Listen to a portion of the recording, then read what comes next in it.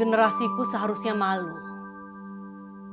kalau membandingkan dengan generasimu, Bu. Pada usia 21 tahun, generasimu telah menghasilkan sebuah karya budaya yang agung. Bahkan guru spiritualku mengatakan,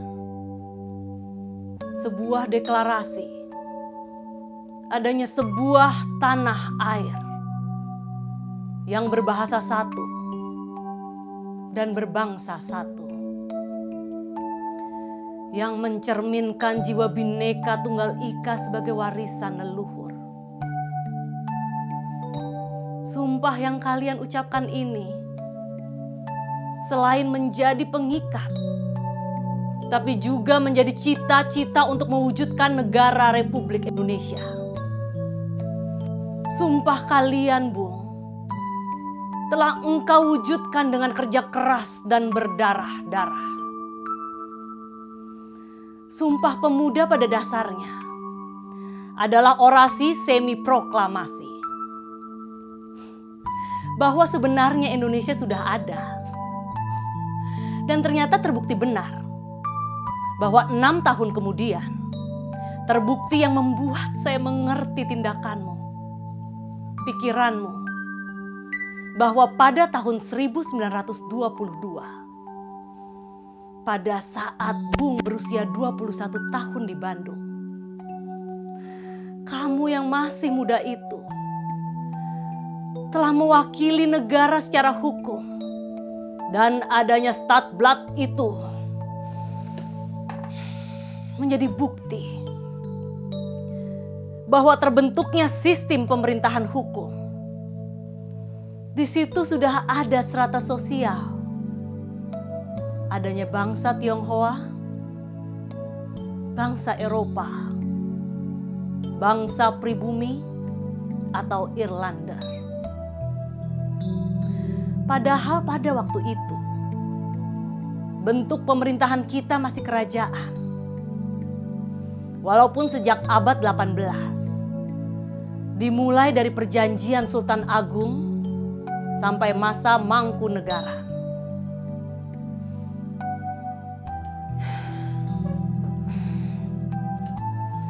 Pada tahun 1914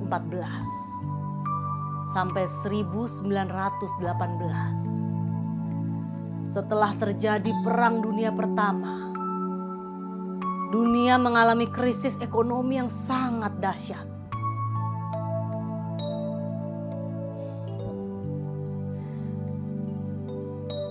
Jawa melahirkan klausul mas, yakni keputusan raja untuk mengamankan uang kerajaan. Tahun 1922 sampai 1927, Jawa sudah mengekspor rempah-rempah, pala, cengkeh, dan sebagainya. Pada saat dunia mengalami krisis ekonomi, ketika dunia mengalami krisis, raja melihat itu untuk menangani dampak dari krisis dunia. Tahun 1926, raja-raja di seluruh dunia berkumpul melakukan sebuah kesepakatan yang dikenal dengan Konferensi Bern pada tahun 1826.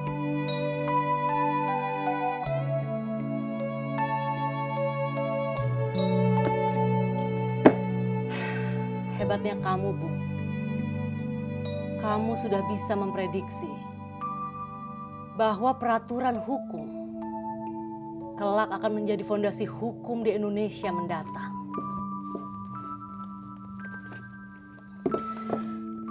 Tapi apa yang terjadi dengan tatanan hukum di Indonesia sekarang? Hukum menjadi alat untuk menjerat rakyat, yang sering diucapkan oleh para pencari keadilan, bahwa hukum itu tajam ke bawah dan tumpul ke atas. Semboyan walau langit runtuh, tetapi hukum harus ditegakkan. Itu omong kosong. kamu telah mengalami bagaimana bengkoknya hukum yang mengadili kamu pada tahun 1933 di Bandung.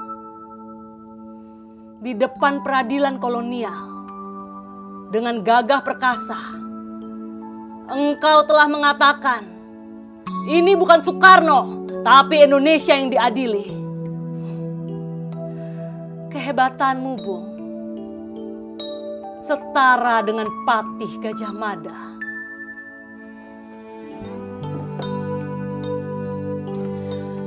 Akhirnya hukum kolonial itu membuat Bung mendekam di penjara Sukamiskin.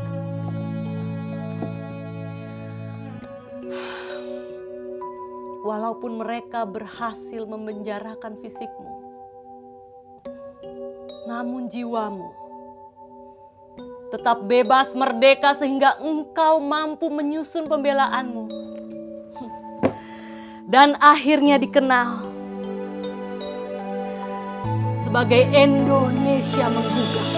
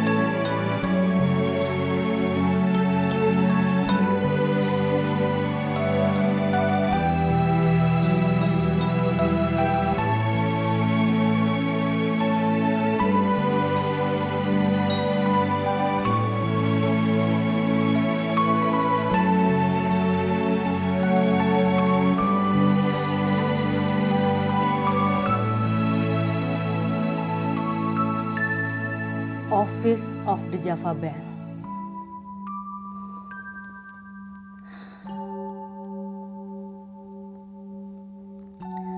Amanat 1949. Bung mengubah Java Bank menjadi Bank Indonesia. Bung tidak memilih Bank BNI 46. Di tahun ini juga, Bung menunjuk Jenderal Sudirman untuk membentuk Badan Keamanan. Maka lahirlah seperti yang kita ketahui sekarang. Kodam, Kodim, dan Koramil. Di tahun 1957, Bung mencanangkan $1 Amerika sama dengan 1 rupiah. Dengan melakukan pemotongan nilai mata uang rupiah dari 1.000 rupiah menjadi 1 rupiah. Di tahun ini juga dipentaskan lakon drama dengan judul Detik-Detik Revolusi. Tahun 1959, Bung mengeluarkan dekret presiden yang menyatakan Indonesia kembali kepada Undang-Undang Dasar 1945. Dengan demikian, Bung telah menyelesaikan persoalan-persoalan yang muncul akibat perbedaan-perbedaan pandangan tentang sistem kenegaraan kita dengan mengembalikannya kepada cita-cita yang awal, yaitu negara Kesatuan Republik Indonesia.